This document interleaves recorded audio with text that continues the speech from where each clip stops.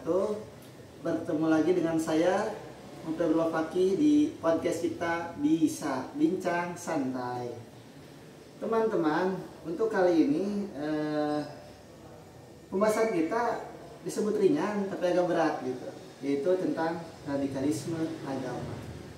Kebetulan saya di sini ditemani oleh dua narasumber kita, yaitu saudara Iqbal sama saudara Fajan. Mereka adalah pemikir yang kritis dari kelas Dynamic Class. Masya Allah ya. Insya Allah. Supaya nggak terlalu lama, apakah mau perkenalan dulu atau gimana? Cukup, tadi kan saya dikenalkan ya, saya Muhammad Iwan Firdaus. Ada lagi? Muhammad Fajan. Betul, dari Dynamic Class. Betul. Masya Allah. Nah, soalnya supaya nggak terlalu lama, kan kita tadi pembahasannya adalah radikalisme agama. Berarti otomatis pasti ada timbul pertanyaan nih dari teman-teman, apa sih sebenarnya radikalisme beragama itu? Mungkin dari Iqbal dulu, ada pendapat? Siap. Dari saya dulu ya, Anda dulu. Dari produk. Oke. Menurut pandangan saya, itu pemahaman saya, radikalisme agama itu adalah sebuah paham yang mana mereka itu berpikiran, golongan tersebut, golongan radikalis ini berpikiran bahwa mereka adalah golongan yang paling benar di antara golongan yang lain. Jadi mereka itu bermula dari golongan yang intoleran atau tidak toleransi, tidak bisa menerima perbedaan yang ada gitu. Dengan zaman yang sekarang ini, dengan banyak perbedaan, mereka yang tidak menerima gitu, baik itu perbedaan suku, ras, agama maupun dalam agama Islam tersendiri ini kan banyak perbedaan ya Pak Maki ya. Nah, mereka ini tidak menerima perbedaan itu. Mereka terfokus pada penafsiran singkat terkait apa yang ada dalam Al-Quran dan hadis. Kalau dari Mang Jan, apakah ada pendapat atau pandangan yang berbeda sedikit gitu? Ya, menurut saya tidak jauh berbeda dengan saudara Iqbal. Ya, radikalisme agama itu ya mereka yang tidak mau atau yang tidak mau meyakini pendapat orang lain, dan bahkan bisa menjustis kekerasan buat mencapai tujuan dan ideologi mereka. Ya. Jadi orang-orang yang berpikiran radikalisme itu merasa paham mereka paling benar gitu. Ya, betul. Dan ya sih, emang kadang-kadang di kita nih Indonesia khususnya itu banyak yang disebut paham radikalisme, tetapi tidak sesuai dengan konteks yang seharusnya. Dalam Islam. Dalam Islam. Lanjut. Tanya kedua tenang. Nah, kemudian kan tadi kita udah pahami apa sih radikalisme itu. Nah, sekarang saya penasaran, mungkin teman-teman juga penasaran nih. Kenapa apa sih faktor penyebab orang-orang berpikiran radikalisme gitu? Berpikir radikalisme, merasa tadi pahamnya merasa benar sendiri. Kira-kira faktor utama atau penyebab utama apa gitu? Faktor apa? Tadi Penyebab atau paling utama yang kebanyakan gitu. Awalnya tadi mereka itu intoleran gitu, tidak menerima perbedaan yang ada gitu, dan sikap yang mereka lakukan itu tidak menerima perbedaan itu dengan kekerasan gitu, yang tadi sifat ekstrim itu, Ekstremisme tadi. Nah iya, tapi dengan cara lain. Jadi awalnya yang memiliki paham radikal itu awalnya tadi intoleran, mereka tidak menerima, itu masuk pada radikalisme, dan biasanya lanjut kepada tahap selanjutnya yaitu terorisme, aksi teror gitu, dengan menghalalkan segala cara. Biasanya yang pernah terjadi sebelum-sebelumnya di Indonesia khususnya terjadi banyak bom bunuh diri. Nah itu kan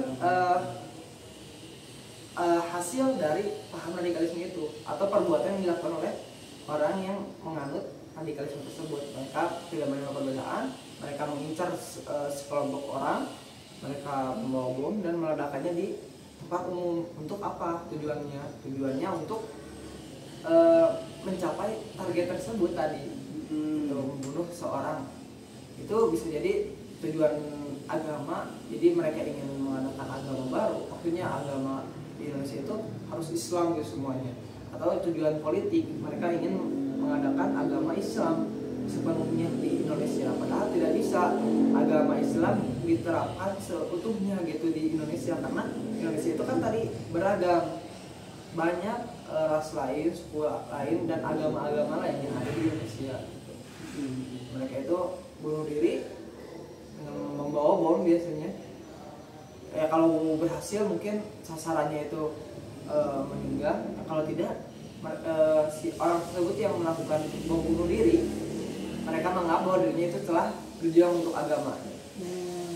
Mereka menganggap dirinya sudah syahid gitu, dan cara cepat untuk masuk surga gitu. Itu dia pendek gitu lah, tidak melakukan penafsiran secara luas. Iya, iya. Oh, berarti orang-orang yang seperti itu mah tadi dia hanya mengambil sebagian keterangannya, jadi yang dipikirkan secara matang. Nah, iya betul. Kemudian kira-kira nih menurut Mang Waja nih, kan tadi pemahaman udah, faktor yang paling pengaruh udah, kira-kira nih kan di kebanyakan Indonesia ini tidak menunjukkan orang berpikir radikalisme. Terus tadi bagaimana sih ciri-ciri orang yang terpapar paham radikalisme? Ciri-cirinya yaitu dari pembicaraan mereka ya, kelihatan mereka berani mengkafirkan golongan yang di luar mereka. Yang paling eksklusif itu ciri-cirinya mereka mengasingkan diri dari masyarakat. Contohnya seperti radikal agama yang sudah-sudah ya, seperti Nurdin M. Top yang di Sulawesi, mereka mengasingkan diri ke hutan gitu ya. Seperti itu. Terus bagaimana apabila contohnya nih teman kita yang asalnya tadi bersama-sama dengan kita sepemahaman, tapi ujuk-ujuk gitu bahasa Sundanya, tiba-tiba dia teh terpapar paham radikal, jadi dia teh berbeda gitu. Kira-kira kita sebagai temannya bagaimana menyikapinya? Kalau dari saya sih, apalagi itu teman ya, mungkin harus secepatnya kita ajak dialog ya, ajak berbicara mengapa dia mengikuti paham tersebut, dan dalam dialognya itu jangan ada penekanan gitu. Karena kalau orang yang seperti itu, orang yang sudah menganut atau meyakini paham radikalisme, cenderung jika ditekan dia melawan, seperti efek pegas gitu.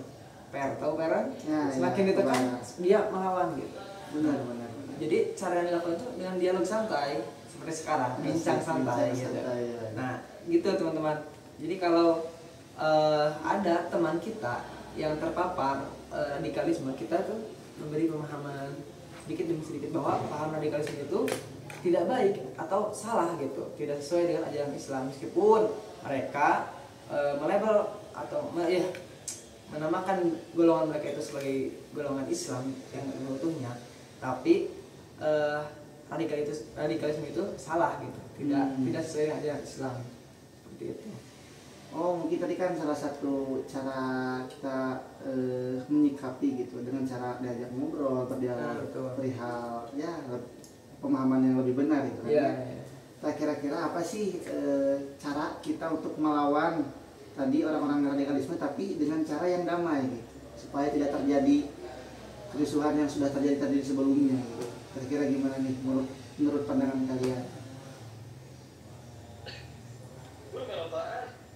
Untuk melawan mereka, Melawan secara damai gitu. Iya, mungkin jika skalanya sudah besar dan memang dia diakui menganut paham radikal, ya mungkin adakan dialog umum gitu, seperti ngobrol gitu, atau supaya upaya pencegahannya supaya orang-orang terdekat kita khususnya tidak terpapar paham radikalisme itu, mungkin bisa dimulai dari keluarga. Nah, keluarga ini bisa jadi cara ataupun media untuk memberikan informasi atau edukasi bahwa ada paham yang ekstrim gitu, ekstremisme yang menolak perbedaan, yang mereka menganggap paling benar, bahwa itu tidak baik. Jadi bisa dicegah dari sana. Cara melawannya tadi kalau dari saya ya, tetap harus diadakan dengan dialog lah gitu. Karena kalau dengan cara yang lain, khususnya bagi saya belum menemukan cara yang lebih damai daripada dialog, ngobrol-ngobrol santai seperti ini. Benar. Seperti itu.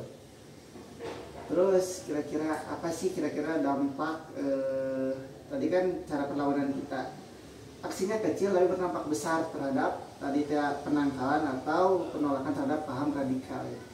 Kira-kira bagaimana itu aksi kecil tapi berdampak besar untuk menangkal tadi paham radikalisme?